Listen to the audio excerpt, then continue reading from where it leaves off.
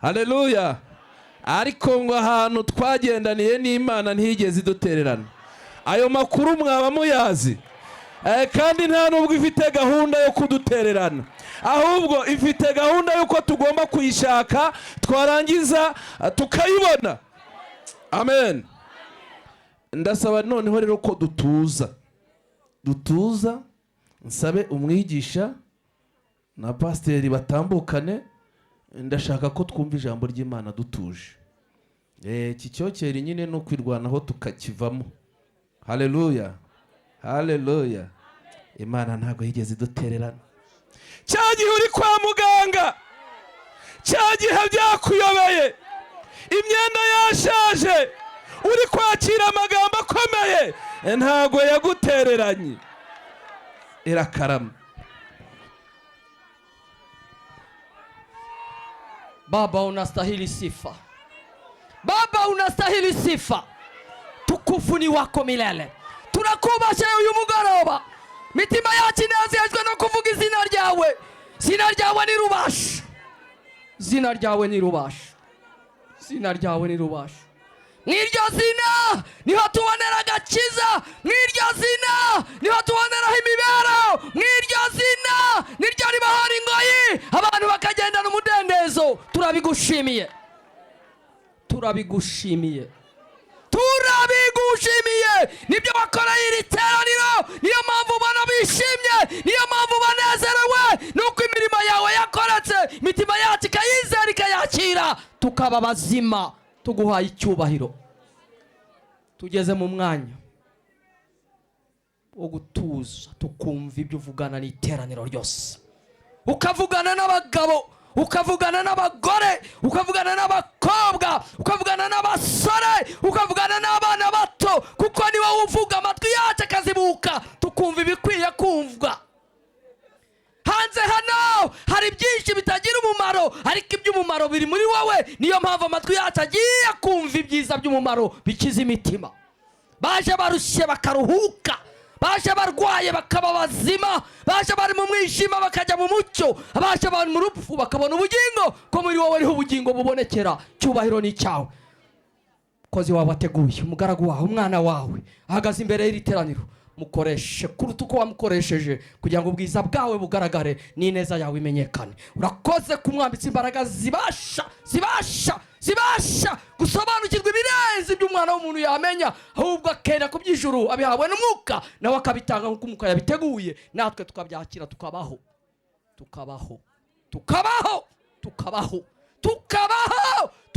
none tukazanabaho n'iteka. Urakoze kubyumvise kandi ubikoreye kubibahesha. Tugukomeye amashyi, tunejejwe n'ibyo ukoze n'ibyo uzakora iteka ryose. Tubyambaje gutyo tubishimira mu izina ryiza rya Kristo umwami n'umukiza w'ubugingo bwacu. Amen. Haleluya. Mwami Yesu ashimwe. Haleluya, haleluya. Wazinaje mwazitanze. Bazitanze nibyo. Hanyuma shimye Imana ko Imana yabanye natwe. Ngeniriwe Nyarugenge amateraniro abiri. Hanyuma shimye Imana ko yabahaye ibihe byiza hano. Mugowe neza, Imana ihabwe icyubahiro. Turaziranye hano, amakonseri menshi nkunda kuba ndi hano mu masengesho. Ndashimira Imana rero ko nongeye kugaruka nzanye na korali Baraka. Imana ihabwe icyubahiro. Dusome, mufite insanganyamatsiko iri mu gitabo cya kabiri cy'Ingoma 15. Dusome umurongo wa mbere tugeze ku wa kabiri, ariko insanganyamatsiko iri ku murongo wa kabiri. Haravuze ngo umwuka w'Imana aza kuri Azariya mwene Odedi, ajya gusanganira Asa, aramubwira ati, nimunyumve Asa namwe Bayuda n'Ababenyamini mwese, Uwiteka ari kumwe namwe, nimuba kumwe nawe. Nimumushaka muzamubona, ariko nimumuta nawe azabata. Hanyuma Imigani 8:17. Igitabo Salomo yanditse cy'Imigani 8:17.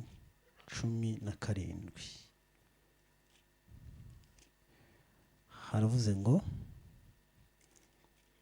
8:17 haravuze ngo nkunda abankunda kandi abashakana umwete bazambona. Tuvuge ngo amen.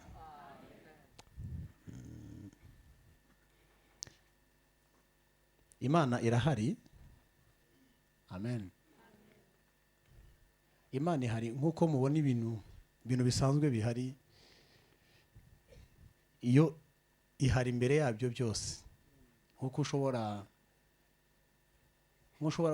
kwirukanga inyuma y'amafaranga ukazayabona. Sibyo?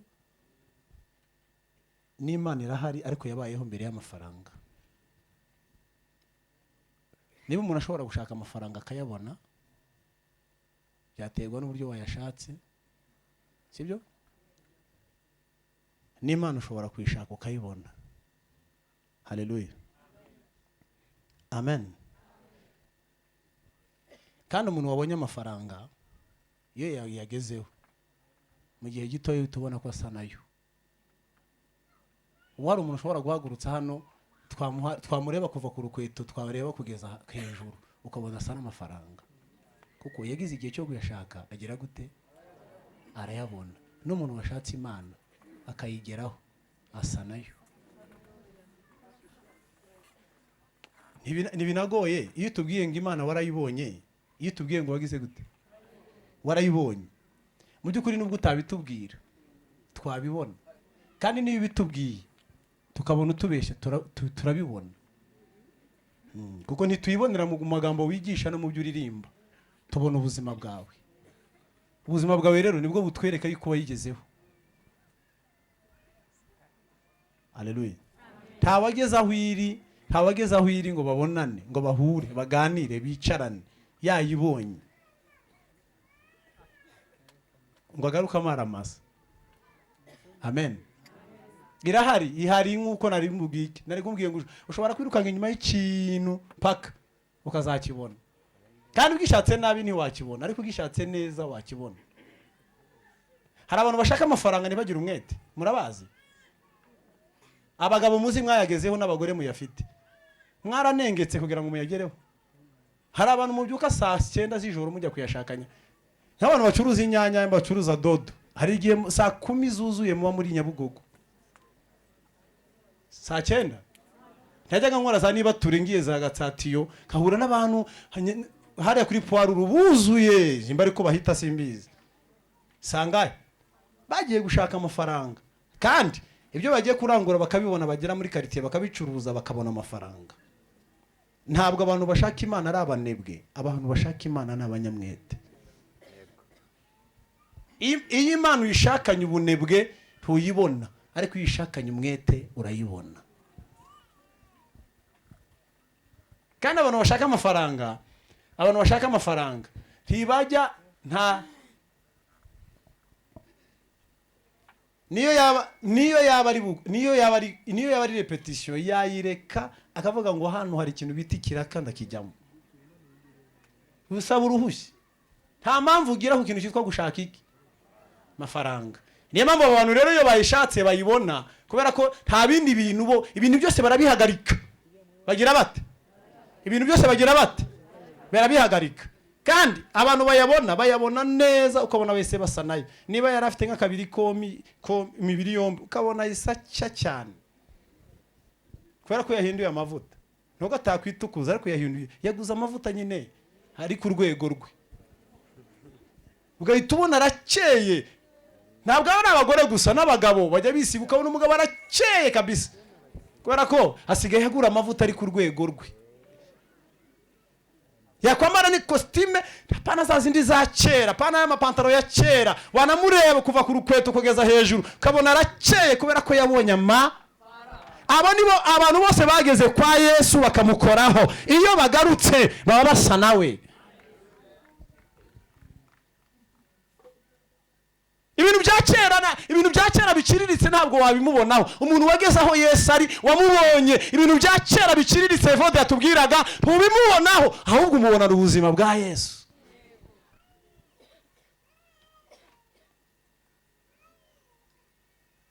Haleluya. hari ibintu rero, hari ibintu ushaka kubabwira nka bingahe bijya bituma abantu mu by'ukuri bashobora kumara igihe kirekire ahantu uyu murongo si ubwa mbere. Abadiyakoni nibo bateguye, minisiteri y'abadiyakoni mwarakoze cyane, nimwebwe mwateguye iki giteramo. Ariko n'ikindi gihe twigeze tubivuga no mwaka ushize, ndatekereza ko twabivuze kuri sejeemu. Si ubwa mbere mwumvise iri jambo ryitwa gushaka Uwiteka. Ntabwo ari ubwa mbere, ni wacu no mu matorero yacu ahantu twese dusengera, ntabwo ari ubwa mbere. Ahubwo ikibazo igihe twabivugiye n'igihe twabikoreye twarayibonye. Ariko uyu munsi Uwiteka agufashe, wakura ingamba zo gushaka Imana, kandi Imana irabonwa. Haleluya. Hari umuntu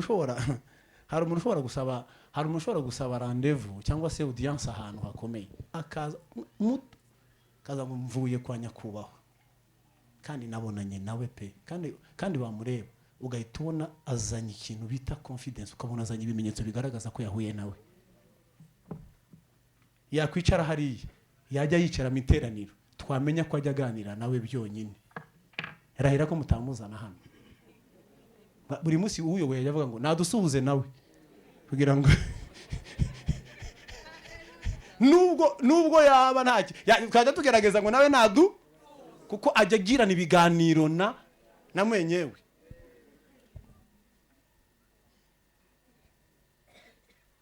Hari agaciro twabuze kuko hari ahantu tutagera.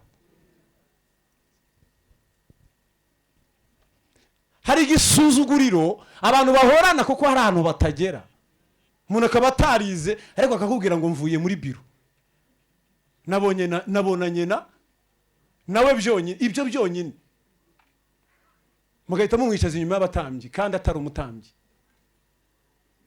Kandi yasohoka twese abantu bagashakisha uburyo bafata nimero ya telefone ye kugira ngo barebe ko twakwishinganisha.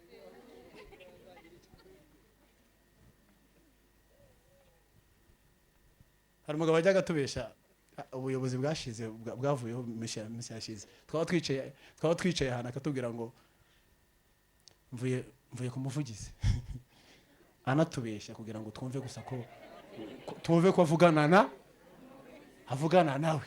Ari kuri titre yacu twavugana, ese mari amahoro, na amahoro, mvuyeyo, ese mvuye kumwirebera.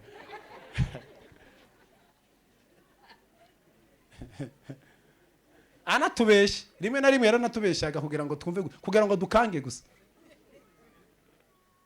Ibaze noneho guhura n'Imana, noneho Imana nyiri biremwa, nyiri isi n'ijuru, uri hejuru y'imbaraga zose, hejuru y'ubutware bwose, hejuru y'ubwenge bwose, mwisi y'umwuka, ukagaragara kuri inshuti yayo mwisi y'umwuka, wakora ibintu bikomeye. Haleluya.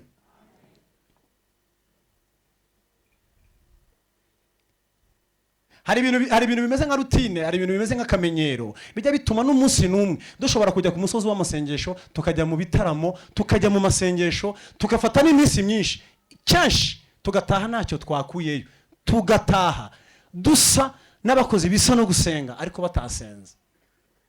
Ni ibintu bike kandi ni ibintu bito abantu bamenyereye. Ntushobora gusaba audience, muranyumva bakagukingurira apana no kuri nyakubahwa, meme no kwa mushumba akakubwira ngo karibu tuvugane. Mwaba murimo kuvugana ukigera kuri telefone murimo kuvugana, yakubwira ngo uyu munsi ntumbona, ntabwo ari nge waje gushaka. N'akantu gato abantu nta discipline bagira imbere y'Imana. Ntayo umuntu ategura amasengesho y'iminsi 7, tablet ifunguye, WhatsApp ifunguye, Instagram ifunguye, TikTok ifunguye, ibintu byose bifunguye, akajya asenga akakubitaho n'amaso. Imana irakubwira ngo singe waje gushaka. Hoya batangira ngo mwami Yesu, kajya utanga message. Umuntu akagira ikinyabupfura gike imbere y'Imana. Imana ikakubwira ngo ntabwo ari nge waje gushaka. imbere ya nyakubahwa ntiwakoresha telefone gutyo, ariko njyewe imbere yanjye Imana irute imbaraga zose ukaba utashobora. Abantu rero bashaka Imana hari ibintu bitondera.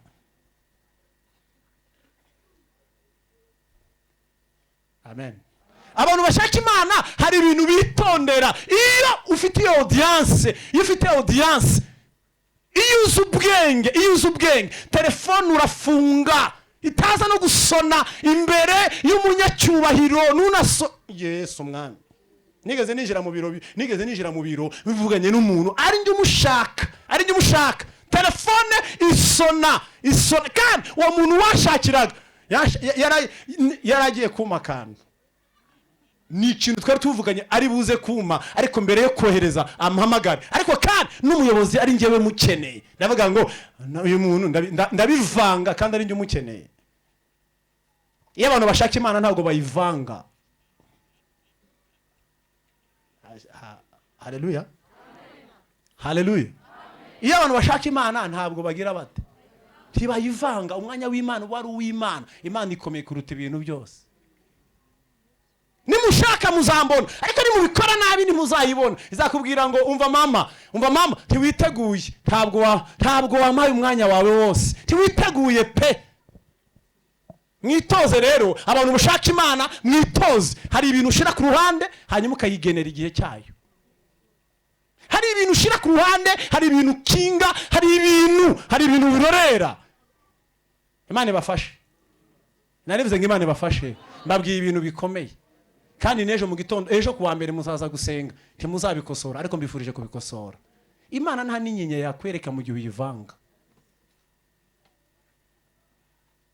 Mana, ndi imbere yawe, uri kohereza message. Iyo ni discipline ikomeye, icyo ni kinyabupfura gike. Imana irakomeye, Imana iri hejuru y'ubutware. Imana ni wayivanga gutyo. Imana iriyemera, Imana ikunda yuko uyiha agaciro.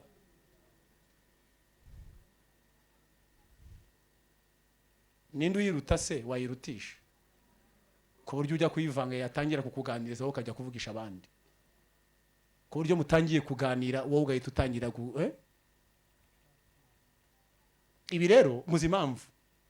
Base ntago mubyibuka, nahoze mbivugana n'umuntu hano. Ntago mubyibuka ko dusenga smartphone zidahari, ko abantu wabonaga nta kindi kintu barangariye, wabonaga bari bize n'Imana gusa. Ariko izi aho ziziye twarayivanze kandi bije nyuma yayo, yo yabayeho mbere yabyo. Nimushaka no mwete muzagera gute? Mwakwemera kubikosora? Ntago ndi imbere abantu muzajya muvayo n'ubundi. Ibaze umuntu ufata urugendo akajya kanyarira. Arigiye kumarayo apana iminsi 3. Iminsi 3 ni igitangaza. Umunsi wose yabaye isaha imwe. Yari bavuga ngo Imana yacu ntabwo ari bayari, ntabwo twikebagura. Kubitaho twitahire, Imana si bayari. Mugakubitaho n'ubundi mugataha. Ibaze isaha imwe mugiye kumarayo, ariko mukayimarayo n'ubundi 40 yabaye ya WhatsApp, 20 yabaye y'Imana. Ukamanuka ku musozi, kamere zose ukazivanayo ukazigeza mu rugo. Kuko ntacyo wakoze, kuko wabonanye n'Imana. Ndaza kubabwira wahuye n'Imana ibimenyetso bimubaho. Haleluya. Haleluya. Haleluya. Ubundi aya nama ubundi ziteme zo mu biterane, ubundi zini ziteme z'inyigisho z'abakristo. Sizi biterane mu mavuna. Ariko mwakoze kubitegura uko Mwuka yabahaye. Haleluya. Haleluya. Semwanyumvise buriya? Nico urafunga, hanyuma abantu bagafata umwanya bagasenga bakaganira n'Imana. Yesu ashimwe. Yesu ashimwe. Kugira ngo ubone Imana nanone ikintu ugomba gukora, iyo ni uburyo bwo guhamagara, ugomba guhagarara, ugomba no kuba ahantu hari rezo kugira ngo Imana uze kuyumva neza. Telefone zacu zikora ahantu hari rezo, ahantu hatari network ntago telefone igira gute, ntabwo ikora. Hari umwanya tuba turimo kugira ngo tubonane n'Imana. Haleluya. Ni umwanya mwisi y'umwuka bawita ngo ni umwanya wo kwera. n'ahantu wihisha muri ndi jambo mu mwuka ni muri Yesu. Ahandi hantu byanditse mu gutegeka kwa kabiri cyangwa kuva ni kuva, ahandi hantu hitwa ku rutare. Amen. Kugira ngo ubonane n'Imana mu mubiri, muri aya maso y'umubiri ntiwayibona, uyibonye wapfa. Hari impamvu yabwiye Mose, iramubwira ngo hari ahantu bugufi. Aho hantu mwisi y'umwuka ni muri Yesu cyangwa mu mwuka, ni ahantu uhagarara hanyuma Imana ikakwiyereka, ni mu kwera kwayo.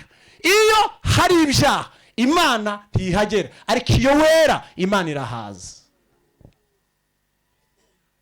Hari impamvu Bibiliya ivuga ngo isengesho ry'umunyabyaha ni ikizira no kwizera k'Uwiteka. Mose yigeze abwira Abisirayeli, ababwira ngo Abisirayeli bakubwiye ngo baranshaka, babwire ngo bakarabe. Imana yanga umwanda, bakarabe nzaza. Ngo barakaraba, bakarabye ngo bumvise imirindi yawe, baravuga ngo Mose ngo yibwire ureke kuza. Byonyine n'uburyo ibanzeza icyubahiro cyayo. Twumvise isi itigita, umuyaga urakushe, yibwire ibiretse. Ntabwo twiteguye, kandi koko kandi bari bakarabye ariko batiteguye. Imana irera rero, abantu basenga bagomba kuba ari abera kugira ngo bayibone. Bwana Yesu asifiwe. Bwana Yesu asifiwe. Mwami Yesu ashimwe. Cyo ni ikintu umuntu agomba gukora, kavuga ngo Mana umbabarire kandi ko ndagushaka, kandi ntiyaza. Imana irera cyane, irera cyane. Niyo mpamvu Satani bitari gushoboka ko aba mu ijuru. Nta nubwo Imana yarwanye, oya, ntabwo Imana yarwanye, kubera kwandura kwayo ntiyagombaga kuba mu ijuru ryera, yahise imanuka. Ni direct itimanuka, kubera ko Imana irera cyane, kugira ngo ize rero isange umugore ugira amatiku, umugabo ugira amatiku ntiyamwiyereka.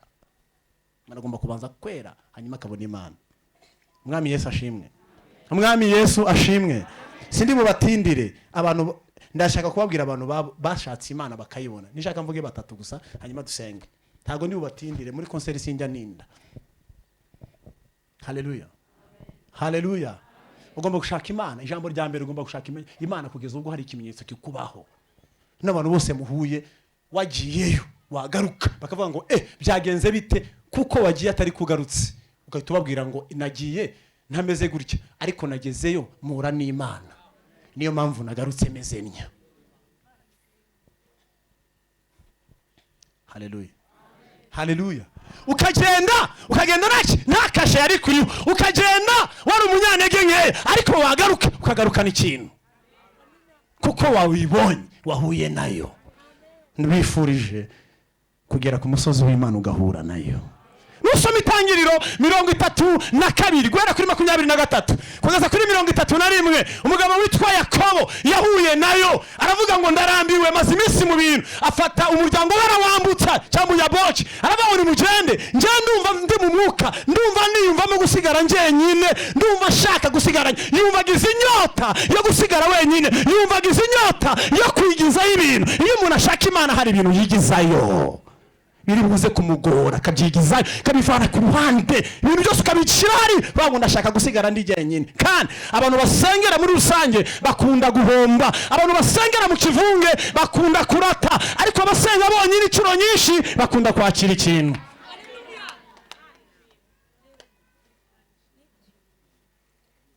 Buri abantu bakunda gusenga, umuntu ukunda gusenga wenyine akunda kwakira ibindi bintu, akunda kunguka byinshi biruta iyo yasenganye na benshi.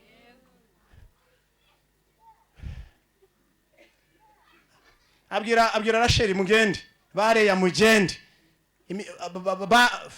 bari abahungu be ba Rubeni mugende, imikumbi muyambutse nasigara njyenyine. Asigaye wenyine, Imana yumva mu mutima icyo ashaka ngiraza.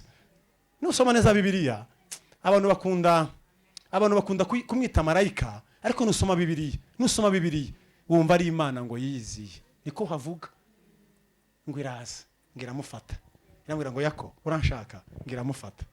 Yakobo nayo ngo arayifata. Bibiliya ivuga ngo barakirana, ikavuga ngo none se kumfata ntagufata, si wowe wizanye. Ubundi ntiwaje ngushaka, nanjye ndagushaka. iyo ushakanye Imana umwete urayibona. Ngo arayifata Imana arayifata ndekura. Ngo batangiye mu mugoroba, ngo baracirana, ngo barafatana, ngo bageza mu gicuku. Imana arabwira ngo ndekura sinkurekura, ndekura sinkurekura, ndekura sinkurekura. Iyo Imana ivuze ngo rekura, wowe urakomeza ngo hari icyo ntarabona.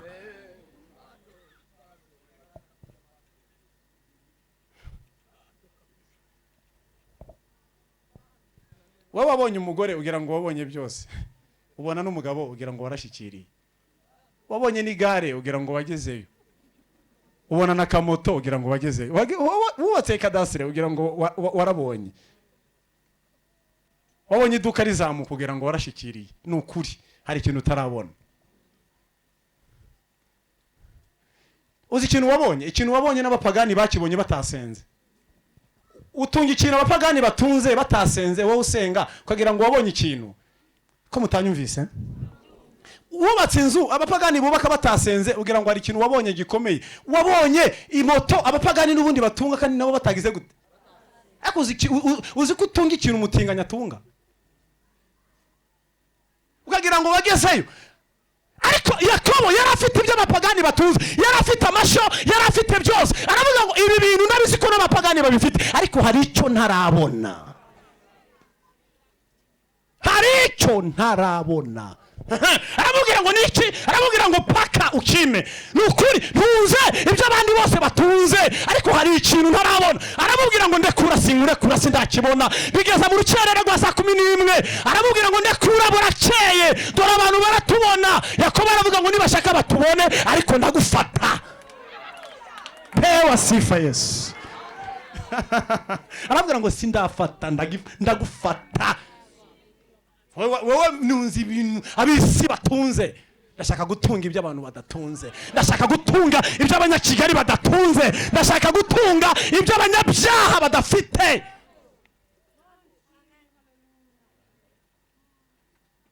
Aramubwira ngo ntabwo ndakura burakeye. Aramubwira ngo nibushaka buke. Undi aramubwira ngo basi witwa nde? Aramubwira ngo aho. Aramubwira ngo nitwa Yakobo. Aramubwira ngo sawa. Yakobo biravuze ngo urumuriganya warabeshe, ariko uyu munsi ntabwo ukiswe Yakobo, wiswe Isiraheli, kuko wakiranije Imana n'abantu ukanesha. Kuko wakiranije Imana. Iyo umuntu yahuye n'Imana avana ikimenyetso ku musozi, ngo yari yakoze ngo kwitako, afata umutsi no kurura. Aramubwira ngo nushaka uwuce n'ukuguru nushaka uguce, ariko na hano umugisha. Umugabo ataha ameze atya. Umuhungu rumwifura aramubwira ngo papa byagenze bite? Aramubwira ngo nahuye n'Imana. Ko mwatangiye utameze gutyo, nahuye n'Imana. Niwahura nayo ngo utahiraho, utahana umugisha, ariko ugatahana n'ikimenyetso cy'uko mwahuye. Wowe wazanye ikihe kimenyetso? Wowe ko wagiye kanyarira wazanye ikihe kimenyetso?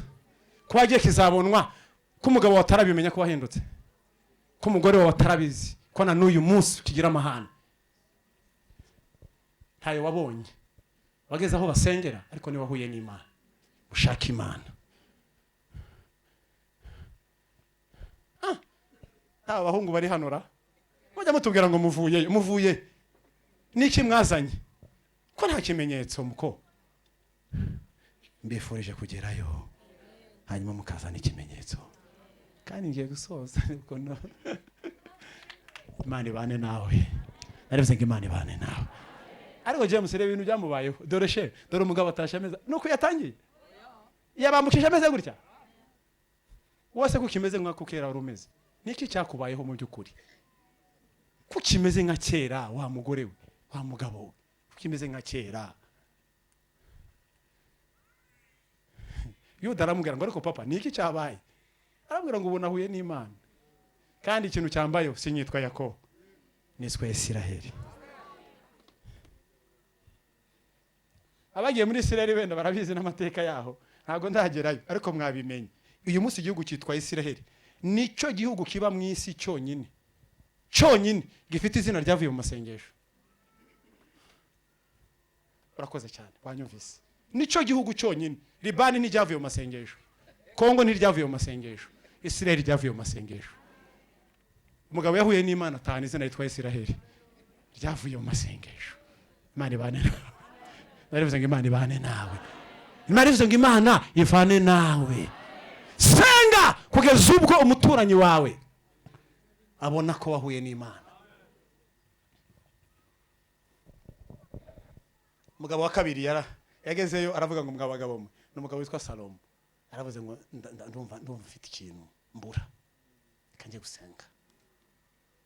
gusenga imeza yari yuzuye ibyo kurya aravuga oya nimureke uyu munsi ndarya ariko ejo sinzarya ndagenda ngo aragenda ngo agezeyo ngo yica intama ya mbere ngo yica ya kabiri ngo yica intama y'ijana ngo arica ari gutamba igitambo ngo arimo kwezwa arimo gutungana arimo gushima Imana ngo arakomeza ngo arasenga ngo yica intama yiciye 500 arica yica ibitambo ngo aratamba ageze ku nama ya 900 aratamba agera ku nama 999 aratamba agera ku 1000 arakomeza arasenga uko asenga ngo Imana iranezerwa ngo iraza ngo asinziriye ngira imugwaho iramubwira ngo Salomo we wasenze ndumva nsabe icyo ushaka ndakiguha.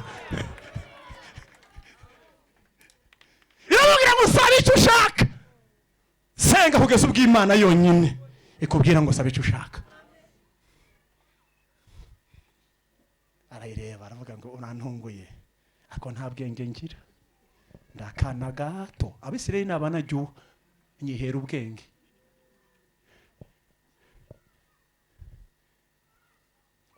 Mu matorero habamo abantu batagira ubwenge. Imana imbabarire.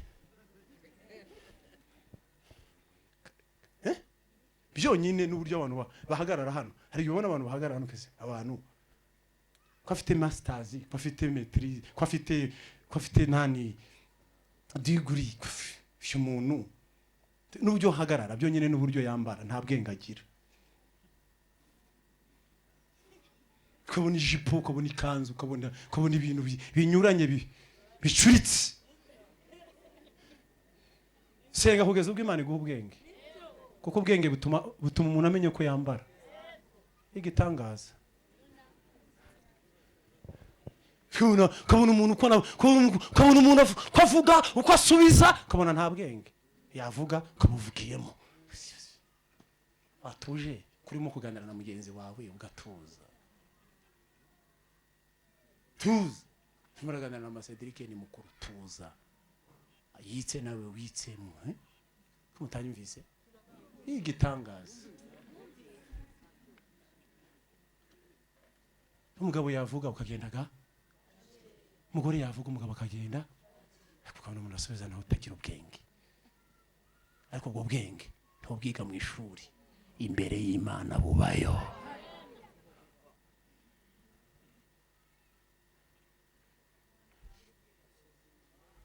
Yageze yarabuzana n'ukuri umugabo agarutse abagabo baravuga ngo mbega umugabo aramanuka aravuga ngo umva Salo unsabye ubwenge n'ibyo utansabye nta mukire uzakurusha mu babanje n'abaza abanyabwenge ababanje n'abaza ubara abahungu bize ngo bize technology ngo babahanga ngo baba mathematician ngo baba ubwo bwenge bwose wagira twarusha Salomo kuko Salomo Imana yamucire witekera avuga ngo ntawe uzamuheruka. Ngo ageze ibwami ngo asanga ikibazo cy'abagabo babiri umwe yapfushije umwe yaryamiye umwana arapfa undi ari barwa ngo nuwanje ageze aruca neza abantu baravuga ngo Salomo ngo afite ubwenge bw'Imana. Mushaka numwete muzagera gute abandi bantu ba gatatu soze n'abagabo Yesu yabwiye ngo mujye mu cyumba cyo hejuru musenge. Baba we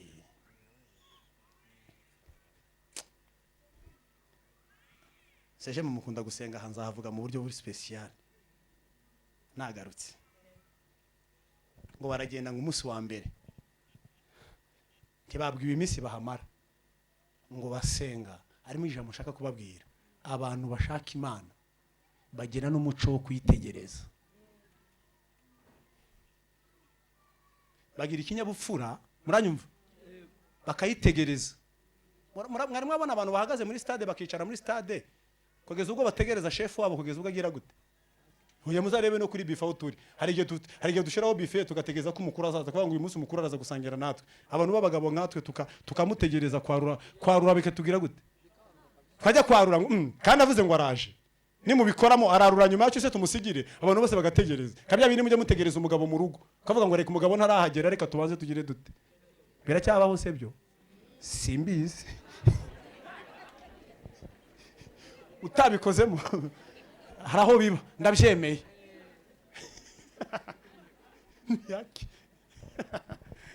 Abantu bakarindira bagahagarara bakica abantu bakagira uwo muco bakavuga ngo chef ari buze nka chef muri company bo abantu mwese nukuri mukamutegereza isaha ibyo kurya bigahora ngo abanza byarure.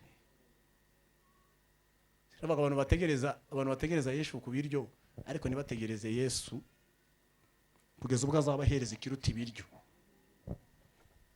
Abantu bashaka Imana bafite n'umuco wo gute abahagabo bicara umunsi wa mbere Petero Yohana 1 gatatu Pete bimeze bite yatubwiye ngo turindire bararindira iminsi 5 bararindira iminsi 6 bararindira iminsi 7 bararindira ngo bageza ku munsi wa 10 mu gitondo. Yesu aravuga ngo determination yanyu kwihangana kwanyu umwete wanyu ngo abatunguza umuriri abatunguza umwuka wera. Ngo abantu bose muri Yerusalemu baravuga ngo ibi bintu bibaye ni ibiki ngo basohotse wareba uburyo bavuga wareba ubwiza bwabo wareba imbaraga zabo ukabona yuko bahuye na Yesu.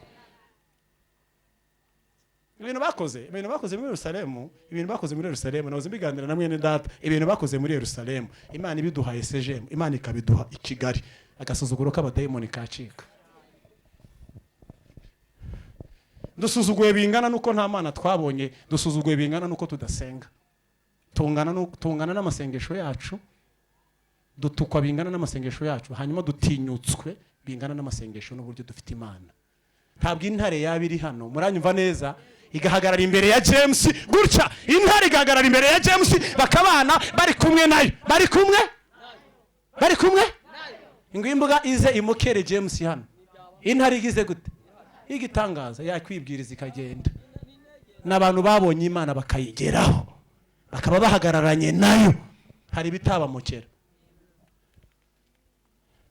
Nakira ijambo ry'Imana mwuname dusenge mvuze nzabigarukaho ibyo aho ngereye intumwa Yerusalemu iki cyabaye se Kaisari se yaravuze baraceceka. Kaisari yari indese muramuzi se mwize histoire Kaisari muramuzi ninde se mu wiki gihe wangana na Kaisari yavugiraga i Roma ibihugu byose bikikiriza bikavuga ngo ndiyo turemeye ture ariko umuhungu wahuye na Yesu witwa Petero utarize aramubwira ngo ibyo nje simbyemeye ntabwo nkomeza kuvuga yuko umwami bamwibye oya ntibamwibye yarazutse cyo kinyoma cy'amafaranga ntabwo yazutse oya naramubonye ibiganza bye nabonye icumu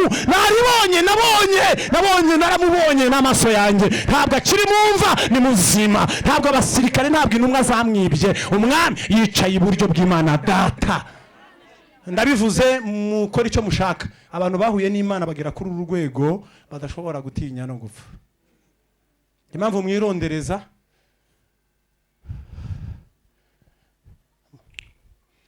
mwageze muri korali ariko ntabwo mwageze aho Imana iri.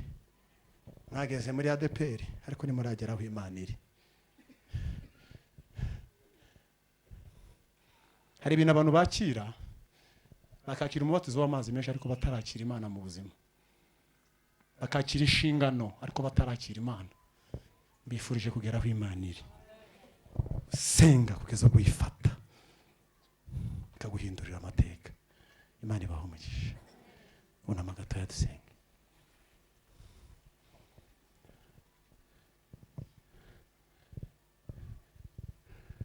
Bankunda kandi abashakana umwete bazambona. Reka mbasabe mwese muhaguruke dusenge. Reka nyobogwe gutya muhaguruke twese dusenge.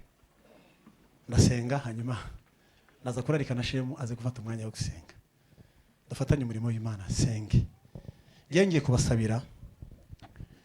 kubasabira apeti, ngiye kubasabira ubushake. Guhera ejo uhindura uburyo ubana n'Imana uyishake, irahari, uzayibona. Kandi ubukene ufite ntutekereze ko utayikeneye, urakennye ku buryo uyikeneye. Ukurikije uburyo isi gusuzugura, ukurikije uburyo abadayimoni bagusuzugura, urakennye, urayikeneye. Ukurikije uburyo usuzuguwe n'isi y'umwuka, urasuzuguwe, urayikeneye. Mana yacu, turi Segem, waduhaye ibihe byiza byo kumva amagambo nk'aya, kandi turakennye pe turagukennye kandi dukennye imbaraga zawe. Ariko turi muri aya materaniro tugusabye apeti yo kugushaka. Reka umuntu wese agira inyota, buri wese agira inyota, agayahwari kandi yumva agayahwari kandi yizinuko, yumve yiyanze, yumve ko ahwari hasuzuguritse. Hanyuma atera intambwe agushake, afata ibindi atarabona, hanyuma yakira ibindi atarakira, yumve ibindi atarumva. Iri teraniro urihereza umwete mwinshi. Abantu turi kumwe n'abari online uduha umwete mwinshi, kandi urahari, nukuri urahari. Yakobo yarabibonye, urahari, arakubona, ahindurirwa ubuzima, akubona. Salomo yarakugezeho kugeza ubwo azana ibindi bintu atarafite. Yagiye ku musozi atagira buriya bwenge, ariko agezeyo arabuzana. Intumwa zinjiye mu cyumba cyo hejuru, bari abantu basuzuguritse, bari ku rwego ruri hasi, ariko bamanutse mu cyumba cyo hejuru hari ikintu bafite. Twarasenze mwami, twagiye mu biterane, ariko iteka tugaruka ntacyo dufite. Ariko uyu munsi Segem twanze agasuzuguro k'abadayimoni. N'itorero muri rusange gira ikintu ukora kugira ngo nitujya tugushaka tukubone. Urakoze mwami, izina ryawe nirihimbazwe. Twakira ijambo ryawe tugukomeye amashyi, kandi ijambo ryawe uriherekeze cyane, uriherekeze cyane, n'izina ry'umwami wacu Yesu, amen. Reka tugihagaze ndebe umuntu waje muri teraniro utarakizwa. Sinjya mbikora, sinjya mva imbere y'iteraniro, sinjya mbikora. Umwami Yesu yarabimbujije. Umuntu utarakizwa nazamura ikiganza. Umuntu utarakizwa cyangwa waguye, utajya no kwigaburo ryera, warataye n'umurimo w'Imana. Ariko uyu munsi kwa bumvise aya matangazo ukaza muri iki giterane, ntutekereze ko waziye ubusa. Ni umwuka wakuzanye, kandi umwuka yakuzanye kugira ngo yongere guhereza ubuzima. Zamura ikiganza niba utarakizwa tugusengere. Ntabwo waziye ubusa, wagombaga guhura n'iri jwi rikubwira ngo kizwa. Ugombye guhura n'iri jwi muri izi ndirimbo za Gosheni, muri izi ndirimbo za Baraka. Ugomba guhura n'iri jwi rikubwira ngo hindukira, ongera wakire. Zamura ikiganza tugusengere. Niba utarakizwa uzamura ikiganza tugusengere. Urahari, wasubiye inyuma, wari waraguye, byuka uyu munsi. Imana iguha agakiza, ndakubonye. Imana ikumera umugisha, Imana iguha umugisha. Tera intambwe uze hano, hanyuma dusenge. Ngwino, ntugire isoni iyo uje mu iteraniro nk'iri. Uba ukoze ikintu gikomeye, ukoze ikintu gikomeye. Imana ikumera umugisha rata mushiki wanjye, Imana ikumera umugisha. Nawe tera intambwe uze tugusengere. Ntabwo ukijijwe, ariko uyu munsi watahana agakiza. Uyu musozi w'amasengesho twajeho, uyu munsi nawe wataha umeze nka Yakobo, kavuga ngo naringiye, ariko uyu munsi nahuye n'Imana.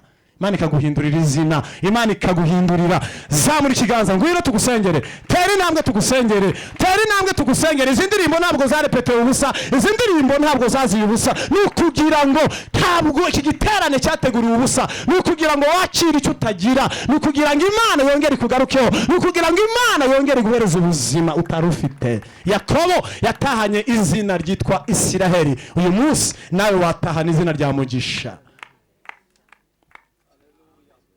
Mupfukame tubasengere. Imana ibaho umugisha. Harundi Yesu abaho umugisha. Murakoze cyane. Hariya nawe Yesu abaho umugisha. Urahari nawe, sigaranye isegonda rimwe. Urakoze kuzamura ikiganza. Imana ikumera umugisha. Humura, ngwino nawe, ngwino rwose. Abasi bace rwose imbere ya Yesu. Ngwino nawe tugusengere. Imana ibaho umugisha, Imana iguha umugisha. Umusore mwiza cyane, urakoze cyane, ufashe icyemezo gikomeye. mu byemezo byose wafashe ikindi cyo cyemezo. Urakoze nawe data, Imana ikumpera umugisha nawe Yesu aguhereza umugisha, nawe Yesu aguhereza umugisha. Urakoze cyane nawe mama, Yesu abahereza umugisha. Murakoze cyane. Iki gice nta muntu wakira Yesu, nta muntu waguye urimo dushobora gusengera uyu munsi ugahinduka, uyu munsi ugahindura amateka. Yesu akaguhindurira ubuzima uyu munsi. Muri iki gice ntawe ngo uzamure ikiganza tugusengere. Murakoze, Imana ibahe umugisha. Yego shemu dusenge, sengera aba, Imana ibahe umugisha kubw'ijambo ryayo. Mana turagushimiye mu izina rya Yesu, turaguhimbaje, turagushimiye kubw'ijambo ryawe tumaze kumva mwami.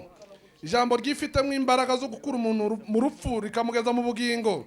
Ni ijambo rifite imbaraga mwami ryo kudushoboza kuzageza tugeze mu ijuru.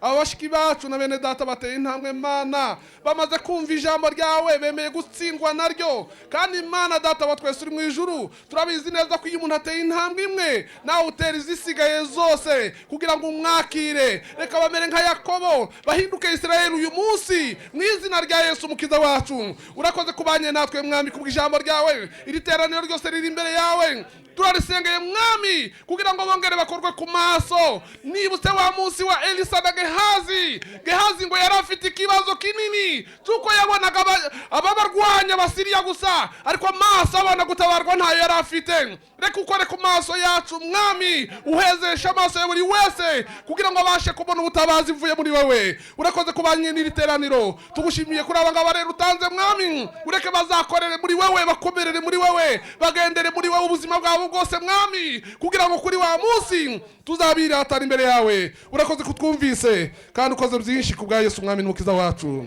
amen. Reka muhaguruke n'ubundi, dore nguyu papa bayobora hariya arabagira inama mu minota mikeya, hanyuma nimuze ni minota mikeya murahita mugaruka. Reka dushimire Imana iduhaye ibihe byiza mu ijambo ry'Imana, kandi umukozi w'Imana ugabuye ijambo ry'Imana tugire dutya tuvuge ngo Imana imuhe umugisha. Imana iraboneka, impamvu wayibuze wayishatse mu buryo butari bwo, ariko iraboneka. Tugeze mu mwanya mwiza rero, iyo wamajije kubona Imana urayikorera.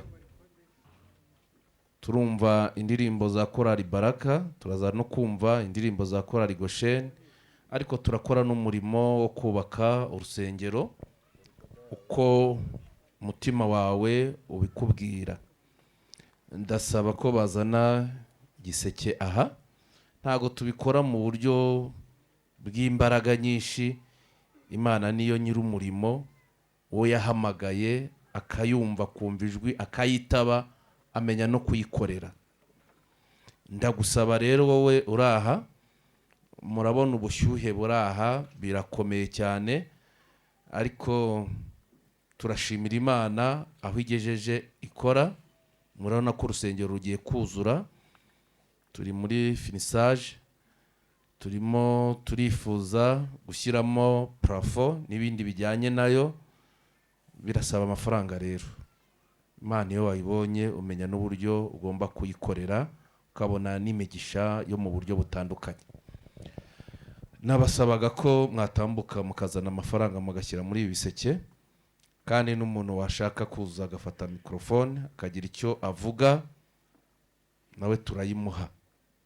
Uko mutinda muraba mutwara umwanya w'abaririmbyi, kandi turashimira Minisiteri y'Abadiyakoni yateguye iki giterane cyiza. Imana ibahe umugisha. Murakoze. Mwarimu arakoze, Imana imuhe umugisha. Nawe waza ukaduha inkunga ugashyigikira umurimo w'Imana aha ku itorero rya SEGEEM. Murakoze cyane, Imana ibahe umugisha mwinshi. Turabarindiriye, Imana ibahe umugisha. Imana ibahe umugisha. Ntago uyu mwanya ndi butindemo, kuko Imana yo ifite uburyo bwinshi, kandi niba yaraduteye inkunga tukagera aho tugeze, yo ntago yananirwa kwitera inkunga. Cyo koza ikorera muri twebwe. Murakoze, Imana ibahe umugisha. Murakoze, Imana ibahe umugisha. Abana ba SEGEEM bazi gukorera Imana cyane. murakoze cyane, Imana ibahe umugisha. Turi gutinda ariko turi gutinda cyane, kandi muri buze mwatinze mwaza kare rero, mwaza kare kugira ngo dukomeze dutinde, kandi n'ubundi turi buze gukorera Imana. Murakoze, Imana ibahe umugisha. Ntawe usigaye. Ndabona barimo baraza, n'abana barimo baraza. Shyira ahangaha, ubundi ahangaha abana nibo bashyiramo. Imana ibahe umugisha, abana bacu Imana ibahe umugisha, namwe mwese Imana ibahe umugisha. Turabizi hano SEGEEM twabigize umuco, kandi ni umuco mwiza. Nayo mpamvu urusengero rurimo rurihuta, nuko tubikorana umwete. Murakoze cyane, Imana ibahereze umugisha. Ahantu muri gukura Imana ihongere. Murakoze cyane, Imana ibahe umugisha. Murakoze, murakoze, Imana ibahe umugisha. Murakoze, Imana ibahe umugisha. Ahantu mukuye Imana ihongere. Shyira hariya sha, mwana warayanzaniye. Imana iguhe umugisha. Sawa. Reka dukoreshe na telefone zacu rero, kugira ngo twumve n'indirimbo z'abaririmbyi. Kandi iyi nzu y'Imana yubatswe aha, Imana iguhe umugisha, yabaye umuvugabutumwa ukomeye. Umuntu wese uciye kuri uno muhanda cyangwa ari hariya hakurya mu Kiyovu, aravuga ngo abantu bakoze iriya mirimo Imana ibahe umugisha. Umuntu wese asabirwa umugisha abonye ibitangaza biri ahangaha SEGEEM. Kandi Imana izakomeza rero no kuduha imigisha, ariko twabihuje no gukiranuka nanone. Reka dukoreshe na telefone zacu. Ufite telefone iriho amafaranga, nayifate tubabwire kode dukoresha.